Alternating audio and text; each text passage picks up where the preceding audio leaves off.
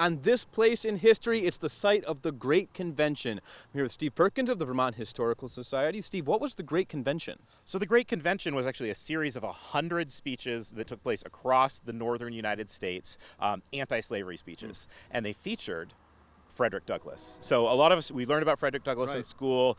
He was born a slave in Maryland, escaped, became this great orator. He traveled all over the country speaking about, the horrors of slavery. He spoke here in Vermont. Yeah.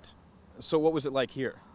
So Vermont had a really strong anti-slavery society and headed by Roland Robinson, who was a wealthy landowner here in Ferrisburgh, and I think in the future we'll go visit his house too. But he sponsored Frederick Douglass to come. He spoke in two spots. He spoke in Middlebury and he spoke here in Ferrisburgh, and they couldn't have been any more different. In Middlebury, where he spoke first, he was jeered, he was heckled. Middlebury college students came out and they pamphleted the city, saying, what is this guy talking about? And it really, when you think about Vermont, you think this is not a slave state. Everybody should support abolition.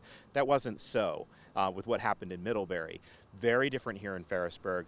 He was welcomed, huge crowds, and his speech was very well received. So what do you have here? What I brought with me, this is just one of many, many abolitionist tracts. And so tracts, fancy word for a pamphlet.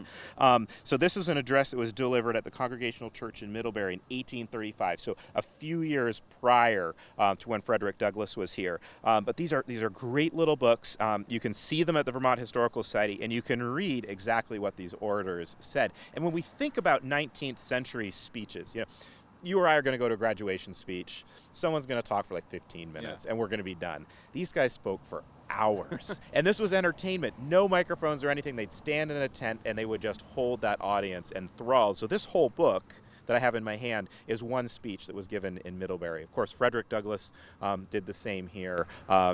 Really important to be here in Vermont. And of course, 20 years later, Civil War, end of slavery.